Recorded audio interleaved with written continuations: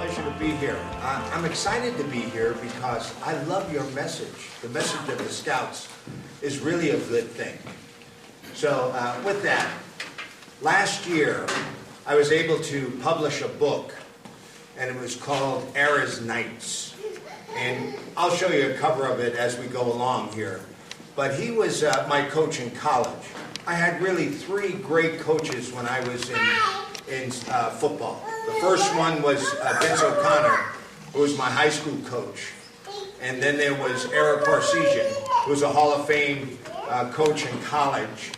And then there was a fellow named Marv Levy, who was my coach up in Canada. I played 4 years in professional football in Canada. And Marv came back to the NFL and became a Hall of Fame coach by taking the Buffalo Bills to 4 Super Bowls in a row. He lost every one of them, but he got there, which is a pretty good accomplishment in itself. But I'm originally from New York City, and I had a couple of people that really made a difference in my life.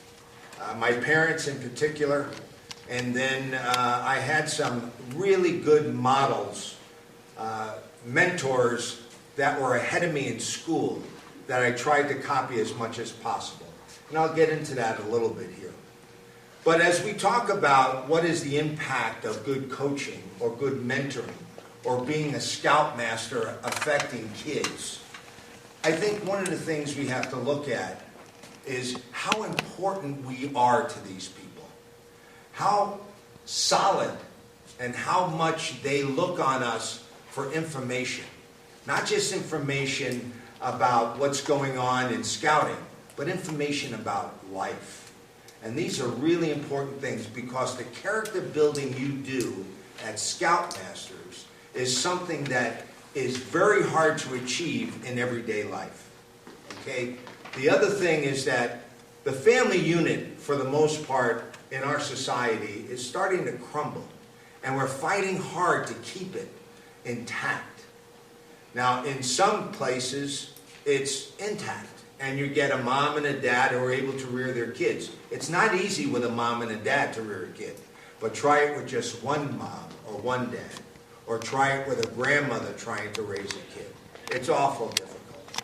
So that's why the impact of Scoutmasters, of sports coaches, of teachers, these are all very, very important as far as shaping the character of our kids. And these kids are the ones that are going to be what the United States is all about in the years to come, in the not too distant future. What I'd like to do is, if I can figure out what I'm doing here. Okay, this is a picture of my family. My wife is in the middle, holding the flowers. That was senior day at the University of Michigan. Now I know I went to the University of Notre Dame. How could I have a son that went to the University of Michigan? Well, Lloyd Carr was as close to the kind of guy that we wanted our son to play for as Era Parseghian was. So Era was really a sharp guy, and so is Lloyd Carr. So the opportunity to go to Michigan appeared. Notre Dame didn't come after Tom. Tom played at Lumen Christi and did real well. He was a tight end and a long snapper. When he went to the University of Michigan, he became a long snapper, and for 3 years he was the one that was snapping to the punter and the extra point and field goal guy. Now the problem with being a snapper is that every game is hard. I don't care if you're playing the Little Sisters of the Poor, that snap has to be perfect. So Tom had pressure on him all the time. And he performed pretty well. Not one bad snap in 3 years, which we were really excited about. And we really were biting our fingernails every third down because we knew the next down Tom was going to have to snap. But my wife, who we've been married to now for 42 years this month, she has really been the rock of our family. And my daughter, standing next to Coach Hoke, just got married not last weekend, but the weekend before in Minneapolis. I was talking to Adam and Jill about their daughter being in Minneapolis area, and it's a beautiful area. But my daughter has set the whole wedding up by herself, and And all we had to do was get there and enjoy ourselves, which was tremendous. What I want to show you here is how important family is. I mean, we have been a tight-knit family for as long as we've been married. And we got stronger when my daughter came, and even stronger when my son came.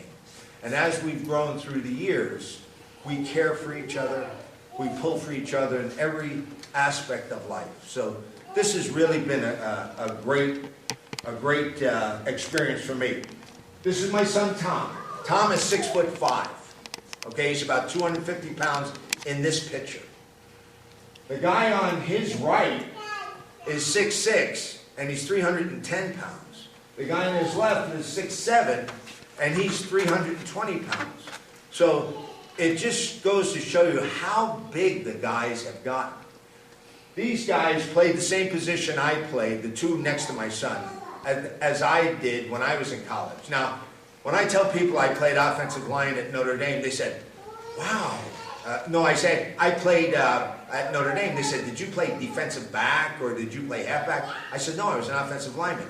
They said, really? You're so small. I said, well, I used to be 6'5", but they pounded me down to 6 foot. But that's how much they've advanced in the last 35, 40 years. People have just gotten bigger. Not only bigger, but faster and more athletic, too. This is the book I wrote. We had Regis Philbin do the forward, and a fellow named Jerry DiNardo, who's on the Big Ten Network, he did the introduction. Now, the interesting thing about Jerry DiNardo is Jerry and I grew up together from the 5th grade, all the way through a Lady of Grace grade school, St. Francis Prep High School together, and in 1972 and 1973, we were the guards at Notre Dame. In 1971, I went to Notre Dame, and I was a starting guard at Notre Dame that year. Jerry was in a year of prep school, so we were staggered one year. But all through high school and grade school, we were in the same class. He was a real character. Went on to become the head coach at Vanderbilt, and then the head coach at LSU, and then the head coach at Indiana. And after that, he went into broadcasting, and does a great job. But this is Ara Parsisi. This is what he looks like. My mother always used to say, boy, he looks just like a movie star. He's a really good-looking Omar Sharif. I say, yeah, yes. These are questions that we ask yourself. You know, do we have dreams? What were your dreams? What are your dreams? My dream was to play football at the University of Notre Dame for Ara Parsisi. That's what I wanted to do. And how was I going to get there? What was my goal? My goal was to be the starting left guard at Notre Dame. And why the starting left guard? Because there was a fella that was 3 years older than I was. His name was Larry DiNardo, Jerry DiNardo's brother. And he went to Notre Dame before I did. So my whole high school career, I kept dreaming about getting to Notre Dame and doing what Larry DiNardo did. Larry was the kind of guy who was very mature for his age. And he was somebody who always did the right thing. So he was easy to copy because he was somebody that you wanted to emulate. Somebody that was always a star in people's minds, especially parents. When they'd see Larry, they'd say, boy, what a nice young man. He was also valedictorian of our high school, which to me was a pretty impressive thing. He could have went to Yale, Harvard, West Point, Annapolis, anywhere he wanted to go, but he chose Notre Dame. And the reason why he chose Notre Dame was because of Ara Parsisi. And I'll get into why Ara was so special in a few minutes. My journey starts in New York City. And the interesting thing about New York City is that we didn't have fields in the backyards of our school. We were about 4 blocks from the Williamsburg Bridge. We were a converted grade school right in the middle of a city block between Driggs Avenue and Bedford Avenue. And in those days, it was kind of a run-down area. Now, they're all brownstones that are going for $1 million a piece. They're all different espresso shops. It's really become an upbeat place. But you really had to want to play football at St. Francis Prep. And you really wanted to go to St. Francis Prep because it had tremendous discipline from the brothers. And all the fathers that were sending their kids there, usually with policemen, firemen, Department of Sanitation workers. These were guys that were striving for their families to get ahead. And my goal, of course, was to get as far as I possibly could at St. Francis and hopefully get into college. We had to take a subway for 45 minutes every day to get to high school, another subway for 45 minutes to get to the practice field, and another subway for an hour to get home. So if you didn't really want to play, you were really spinning your wheels. It wouldn't take long before you got discouraged. I never did, because nothing was a sacrifice for me. Anything I was doing to get towards my goal had no sacrifice involved in it. No matter how many times I worked out, how many miles I ran, how many weights I lifted, didn't make any difference. I was happy to do it because I was enjoying the journey to the goal. You know, there was a fellow named Peter Habler who climbed Mount Everest. And he was one of the few that did it without oxygen. But he talked about how you have to embrace the challenge as much as you do reaching the summit. Because if you don't embrace the challenge, you're never going to get there. You have to do all that hard work and sacrifice in order to reach your goal. And if you're not willing to do it, you're never going to get there. This is my mother, Mary Pomirico, died 21 years ago. She was a hot, fiery Italian woman. I loved her dearly. If you had a fight with her, you had a disagreement, you were in for a battle. But if you were on her side, boy, she'd give you anything that she could. She loved you dearly. But she always used to tell me, we used to have these conversations at night, and she used to say, Frankie, dream and dream big. Reach as high as you possibly can. Because if you don't make it, you're going to reach pretty high anyway. You're going to get some pretty good stuff. My father is John Pomirico in the middle. That's my son Tom when he was about 14, and that's me on the other side. Now, my father was a New York City detective, a lieutenant in narcotics, when he retired from the New York City Police Department. He was a good guy. I loved my dad. I couldn't wait till he used to get home because I just felt so secure and safe around him. He was a guy that we used to, as I got older, we used to work out together. Some people play golf with their son. Some people fish with their son. My dad and I used to lift weights. And we used to always talk about the goal of getting to Notre Dame. This is Ara Parseghian in a famous game, before a famous game against Michigan State. It was a 10-10 tie, 1966. I remember my dad saying to me, Frankie, come on in here. We want to watch this game.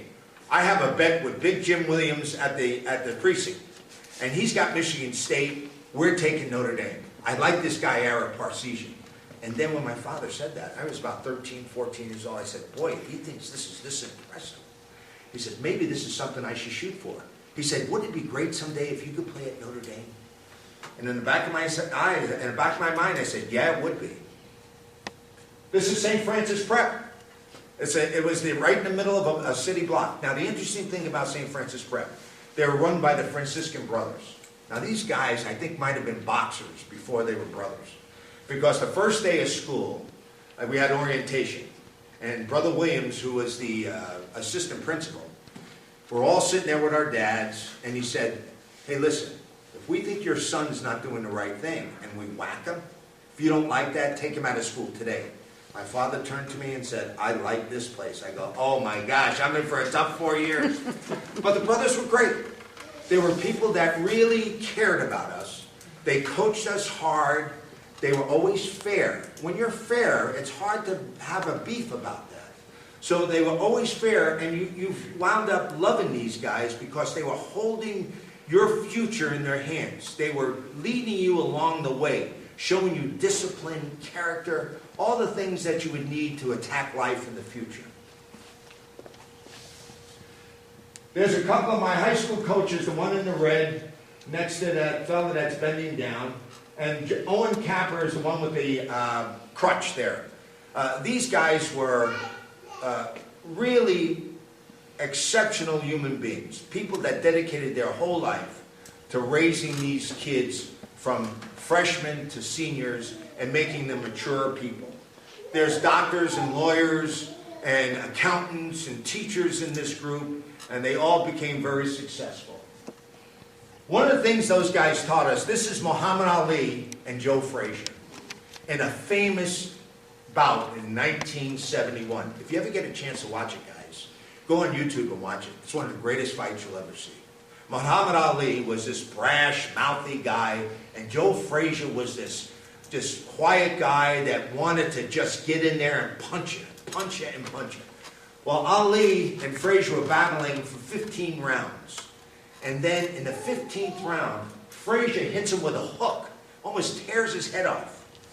And what happens is Ali gets blasted and goes to the canvas. And they asked him, what were you thinking when you were laying on the mat? He said, get up, get up, get up. He was a champion. He was a champion not because he lost that fight, but he was a champion because he never gave up. That's the thing that we have to remind each other, that we never give up no matter what it is in life. This is a rugby team I played on. We went to Europe when I was a junior in high school. What an interesting thing to do. To go to Europe and play against other high school kids. We played in some of the greatest stadiums in England, Ireland, and Wales. What an experience. But the thing I want to bring out here is that I played football. But rugby was another avenue where I can meet new kids, have different ways to learn how to compete. So anything we do in life, you may not be the best at, but if you learn how to compete in everything you're doing, I think it's a positive. This is my high school coach. That's my roommate from college in the middle. This is at the Downtown Athletic Club in New York City. We received an award there. This was some 35 years after the national championship game that we played in 1973. I'll get into that a little bit later. But Mr. O'Connor used to always tell us, and so did Brother Owen, listen, it takes no talent to give 100%. It takes no talent to be tough. Not only on the football field, but tough about our academics in school. Tough about being nice to people. Tough about being mannerly with women. These are the things, 10 things that you need no talent to do. Giving 100%, being tough, have a work ethic. Always being able to work and willing to work. Being on time. Takes no talent to do that. All you have to do is push yourself. Have energy. Always be energetic. Always get enough sleep. Always be ready to go. Have an attitude that is positive. The cup is half full, not half empty. We want to be a fountain for people to look at, not a drain. If you're a fountain, you're exploding all kinds of good things to people. Positive stuff. You are hopeful. You're portraying courage. You're portraying integrity. When you're a drain, you're negative. You're dragging people down with you. Oh, my life stinks. Hey, your life doesn't stink. It's worth being here. This is Notre Dame. That's a view from across the lake, St. Mary's Lake. That is the basilica. At the time I was there, it was Sacred Heart Church. I got married in that church this month, 42 years ago. It was a fabulous place. Notre Dame was really a nice place, a great campus. But you know what? It's only as good as the people that are there. I one time had an opportunity to talk to a group of fantasy camp people. They actually paid $6,000 for a 4-day camp. And they give them uniforms, they play a flag football game in the stadium, they had a training table, all this stuff kind of mimicking a football program. And it was interesting. These guys were anywhere from 30 to 65 years old. And they gave everything they possibly could in this camp. The interesting thing was, they asked me to speak one time at the awards dinner on Sunday. And I said, you know, Notre Dame is a great place. But the thing that makes it so great is the people that are here. The spirit of making a difference. That's what makes Notre Dame great. And you can take that spirit and you can be in Jackson, Michigan. You can be in Maine. You can be in Seattle. You can be in Miami, you can be in San Diego. You can be anywhere. But if you have that spirit of making a difference, you have a little bit of Notre Dame with you. And that's the important thing about Notre Dame, not the buildings. This is Ara Parseghian. And he really built his teams on three things: on pride, discipline, and loyalty. And the interesting thing about that is the first thing he would try to do with us is make sure that we understood that nothing was going to be given. You had to earn everything you got. And if you were in his family, he was going to take as much care of you as he possibly could, but he wasn't going to give you anything. You had to earn it. He never promised people that they would start immediately. Some people say, oh, you'll start as a sophomore, because in those days, freshmen couldn't start. You'll start as a sophomore. He never said that. He said, you'll have an opportunity to compete for a position. And when I heard that, I said, nobody's going to outwork me. Nobody's going to be as strong as I am. I'm going to do everything I possibly can to compete for this starting job. They're going to have to tear me out of the weight room, because I am never leaving that place. This is a place called, you've been to the Grotto, Jill? The Grotto is not really, it's a Catholic symbol, but really it's a sense of peace for any faith. The thing that's so neat about it is that anybody that goes there feels this warmth, this kind of light that comes out from you, that you realize that you have this spirituality inside of you. It was a tradition that the ball players would go there the night before a game, and they would say a prayer. Not that they'd win the game, but that they would play their best, and that they would also, if God wanted, protect them as much as possible. Now, I wasn't superstitious at all, except I always put a medal in my right leg pad and a scapular in the other side so that they would protect my knees. And thank God I never hurt my knees. I don't know if that was the reason, but you never know. But Notre Dame is a very spiritual place, and this is the most spiritual place on campus for me anyway. The pride I had at this moment, I remember every time we came out of the tunnel. It was a really big thing at Notre Dame. As a sophomore, the first game, I remember all the seniors and juniors slapped me on the back saying, hey, you're going to do great. Don't worry about it. It's going to be easier than practice. And then I'd look up and I'd see my mom and dad, and I'd wave to them because I knew exactly where they were sitting.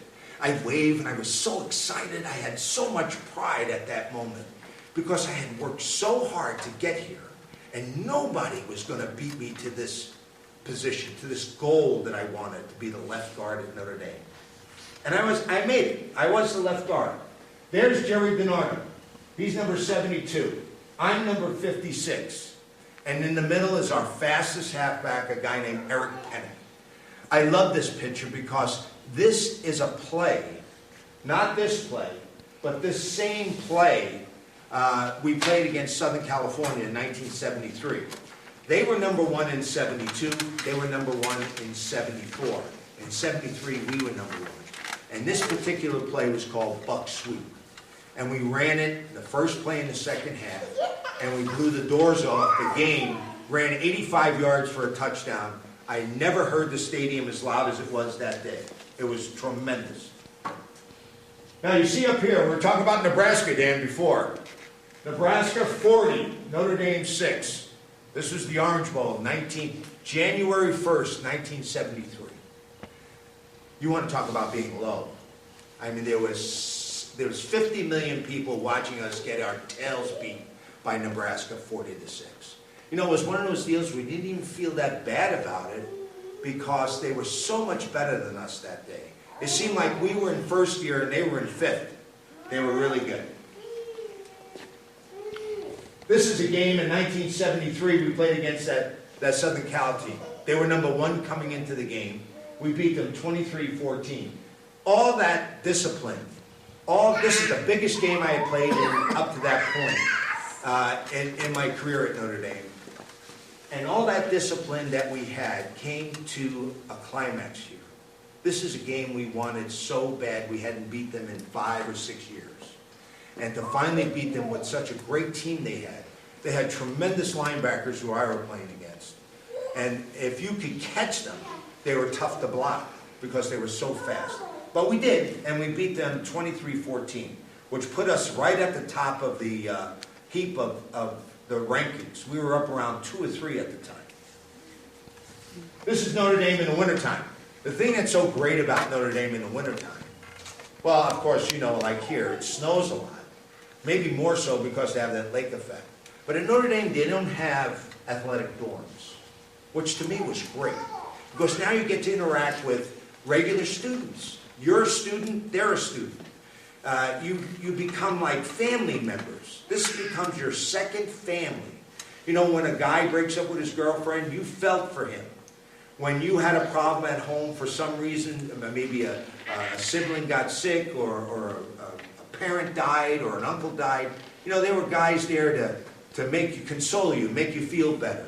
And after 4 years of being with these guys, you have these lasting relationships, even to today. I can't wait to see some of those guys at reunions. This is our Parsesian, number 85. He's carrying the ball there. When I showed him this picture, he says, you notice I have 2 hands on the ball so I wouldn't fumble. He says, I wanted to make sure you guys knew that because I practice what I preach. But the thing I wanted to show you about this is here's a guy who was a great coach, but he also was a really good player. And he knew what people were going through when they were playing football and when they were studying to get through school. So he had a soft spot for the person that was struggling, that was trying to do all the things he could do academically and also socially and on the football field. He knew that there was 3 parts to a college student athlete's life, and he tried to help as much as he possibly could. Here's his lessons on leadership. He always had high expectations for us. Every year we wanted to win a national championship. That was our goal. There was no league we were in, so we wanted to win a national championship every year. He was honest with us. He was honest with us all the time. He was also, as far as communications were concerned, he was clear in telling us exactly what he wanted. Okay, guys, I don't want you to go to the bars. Okay, we're going to check. If you go to the bars and you get caught, you're going to get one chance. And then the second time, you're going to be off the team. So guys didn't fool around with this too much. He had a great team of assistants. All the people that he got on his staff bought into what he was doing. And the reason why they bought into it is because he didn't look for accolades. He wanted to divert the accolades to the assistants. And when you do that, there's a tendency for loyalty. He's going to take care of me. When he had opportunities to make extra money, he would share that with the assistants at Christmas time. Here's a guy that cared about his assistants as well. He was always prepared. He would have us run that buck sweep over and over and over. The buck sweep was one of 3 or 4 plays that all looked the same, but were different schemes involved in it. But he had us practice all the time so that we always felt comfortable and confident in what we were doing. Execution. Make sure you're blocking the right way. Make sure that you are staying on your block until the whistle blows. He used to talk about something called the interval. People would say, what's the interval? Well, really, when you play in a football game, you're only playing about 5 or 6 minutes. Wait a second, isn't it 60 minutes? Yes, it is 60 minutes. But when you snap the ball and they blow the whistle, it takes about 5 or 6 seconds. And in that 5 or 6 seconds, if you add up all the plays in the game, it only comes out to about 5 or 6 minutes. So he used to say, play the full interval. He was always positive.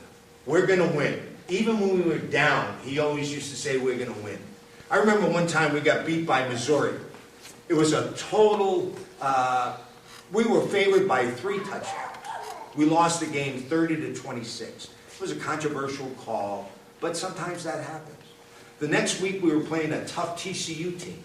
The best pregame speech he ever gave was at this time. And the reason why is because he knew we were down emotionally and maybe even physically. I remember him coming into the locker room and says, all right, everybody up. He says, we're going to win today. He says, I want to be out there. I want to be the guy that's making those tackles. I want to be the guy that's catching those punts and running for touchdowns. He says, I want to be out there, but I can't. You guys have to do it for me. With that, we all exploded. Almost blew the doors off the locker room and went down and beat a tough TCU team 21-7. But it was a great speech. This is a famous play in the championship game. Now, all the loyalty that Ara showed us, all the fairness, all the discipline and the pride that we had came together in this one game. Now, the reason why I talk about this game, this is the greatest game I was in. And the reason why I say that, it was the North against the South. Notre Dame had never played Alabama. It was the Baptist against the Catholics, even though Ara wasn't even a Catholic. He was a Presbyterian, I think, or a Methodist. And it was two great programs against each other. And we were going head to head. The lead changed 7 times. And it was like a heavyweight fight. We'd score, then they'd score right back, and then they'd score again. And it came down to this final series. And it was 3rd and 8 from our 3-yard line. If they stop us on this 3rd down play, they're going to get the ball back in plenty of position to win the game. The score was 24-23 at the time. If they kick the field goal, they win 26-24. We get the first down, and this is the play. This is Tommy Clements, who's now the assistant head coach of the Green Bay Packers. He hits this guy. You can barely see his legs on the left-hand side under that 98. But he hits him, and that was the only pass he caught all year. He bobbles the ball, catches it, runs out of bounds, and we run out the clock and win the game 24-23. You can see this all on my website, which I'll show you my website. I have all these highlights on there, and it's really fun to watch. It's about 9 minutes. But it was a great victory. But you know what? It was a great victory, but the thing I enjoyed was all the preparation to get ready. The whole dream I had to get to that point. Everything that was involved in it, even my mother and father, who helped me so much by feeding me, by housing me, by making sure everything I needed was there. That was the thing that was so exciting. Here we were on top of the college football world and just won the national championship. The spirit at Notre Dame is really good. This is the north side of the stadium, right outside the stadium. This is the Irish Guard. You have to be at least 6'2" to be in the Irish Guard. It's kind of interesting because the girls that are in it are 6'2" as well. And there's a couple of girls that are in it.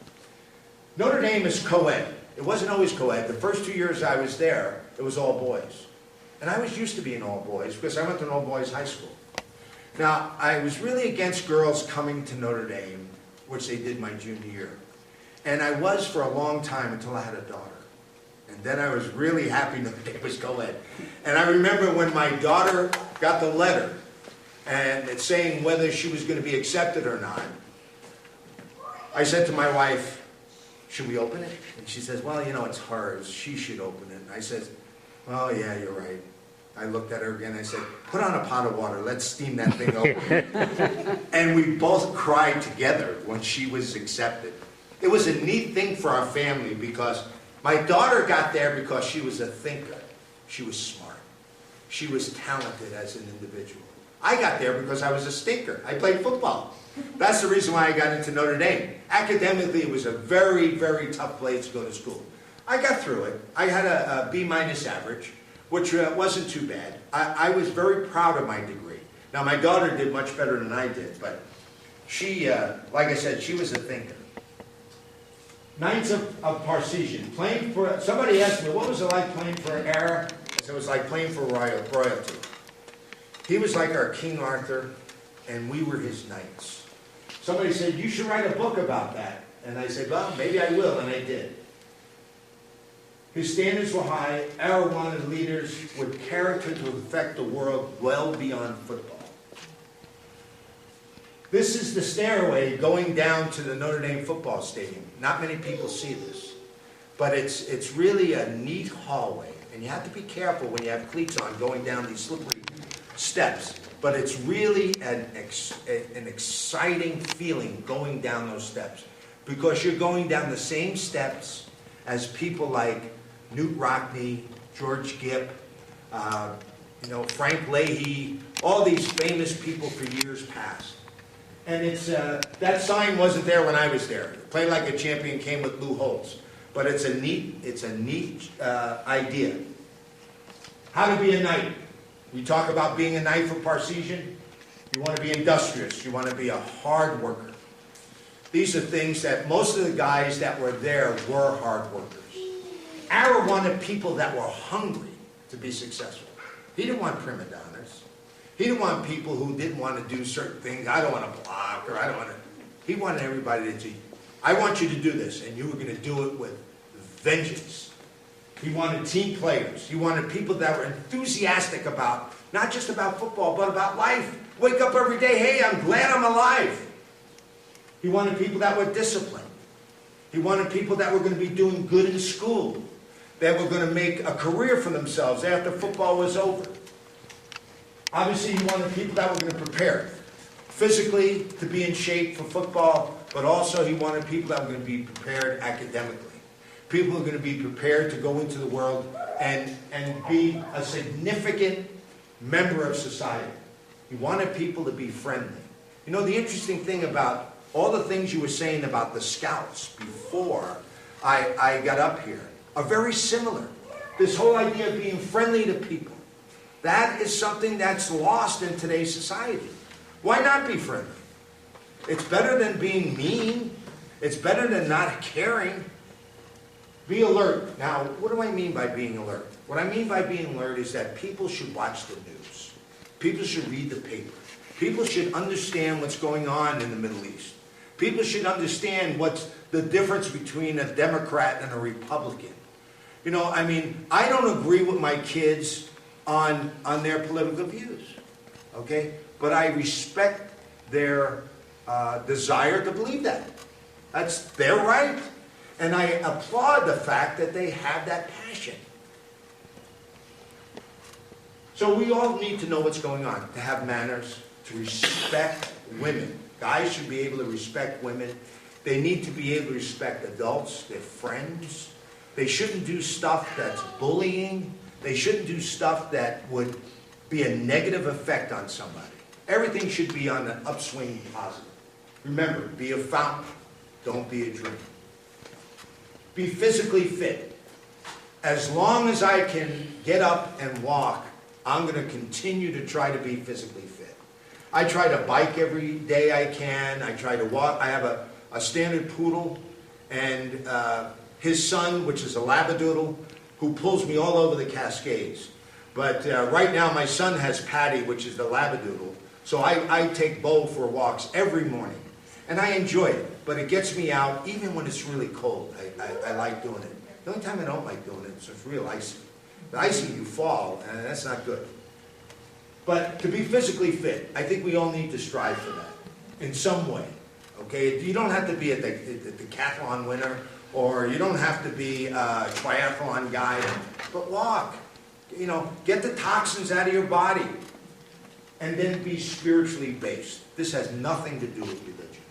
This has respect for life, that you enjoy life, that you make a difference in the world because you're part of it.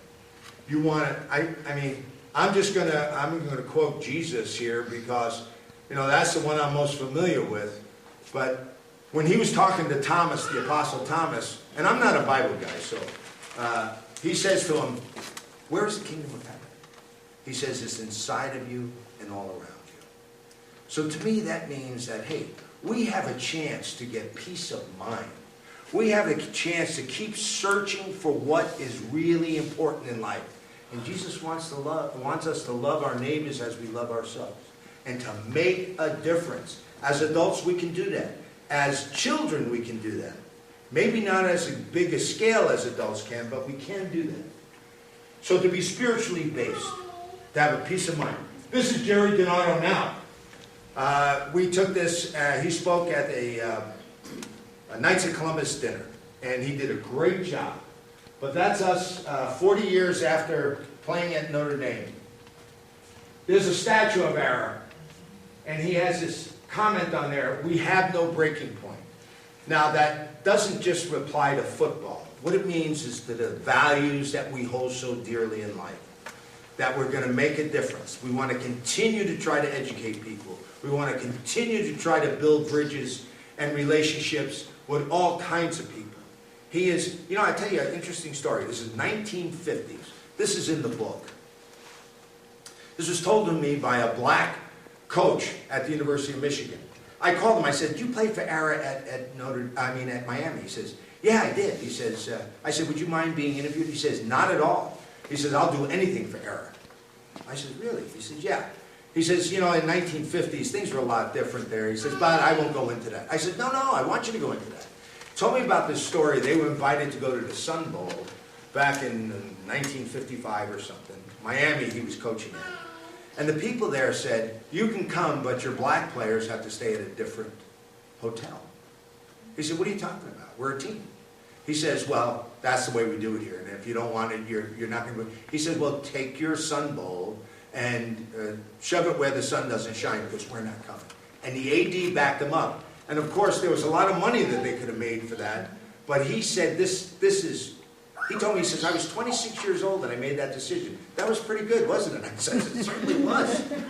But, this is the kind of person he was. He always felt that the huddle, meaning the football huddle, had no color. It doesn't matter if you're green, blue, black, white, didn't matter. If you did your job, that's what we wanted. He wouldn't have a statue made if there wasn't other people in the statue with him. That was the kind of guy he was. These are the captains. That's some 35 years after the national championship. They honored us. Not just the captains, but the whole team. But we were able to take a photo. We were the leaders of that team.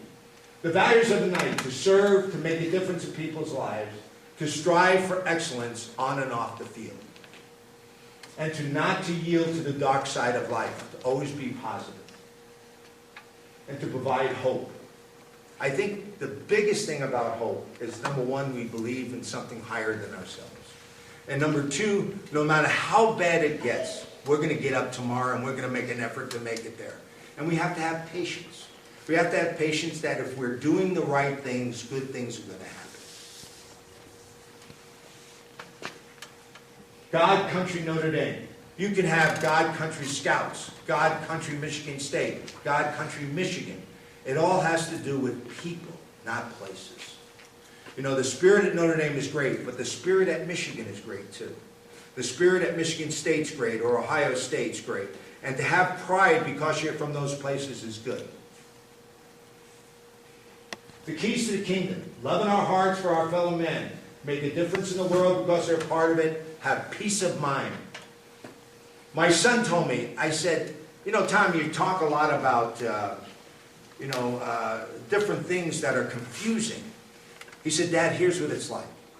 And this is my son telling me this. And, he had his his undergrad degree in classical history. So he's kind of a deep thinker. He says, let's say your conscience is like the ocean that's very choppy and jumpy. He says, what you're looking for is calm waters. So if your mind is at calm waters, then you're at peace of mind. So that's what we're all searching for. Jesus says, keep searching for knowledge. Keep searching what can bring you peace of mind. This is when we were elected captains 42 years ago. I want to show you something here. This is what 40 years looks like here. That was taken about 2 years ago. So a lot of things have happened in those 2 years. Time passes fast for champions. I remember at our 10-year reunion, we were all talking about our kids and how we could still play with these guys. And then at the 20-year reunion, the conversation was mostly about our kids and how they were growing. At the 30-year reunion, we started talking about our knees and our shoulders that were starting to bother us. And then at the 40-year reunion, we realized how important reunions are, because we may not see a lot of these guys anymore. Some of them are starting to die. And that's a weird feeling when people your own age are starting to die. We cherish our time left on earth, but once we were kings of college football. I remember on a 40-year reunion that we were on the field, and they said, ladies and gentlemen, the 1973 National Championship Fighting Irish Notre Dame football team is at the 50-yard line. All of a sudden, all those guys that were hunched over, limping around, all of a sudden they stood up straight and was like, that was us. That was us. And for one brief moment, we were back in 1973, which was great. This is my website, Set 2. And if you want, I have a card that you can look at, or I can give you, and you can take a look at it. Be a champion every day. That is our motto. At Lumen Christi, I coach over there. As scoutmasters, mentors, and coaches, we have a great chance to change young people's lives. Each kid has a warm light inside of them. They're looking for direction, encouragement, confidence. We can give them all that stuff. The voice of common sense says that we are good people. We are people that want to make a difference. So with that, ladies and gentlemen, I really appreciate the time that you've given me here to talk about my time at Notre Dame with Ara Parseghian and the things that I've learned from that. And maybe some of these things may be able to fit into your Scoutmaster's life. With that, I thank you very much.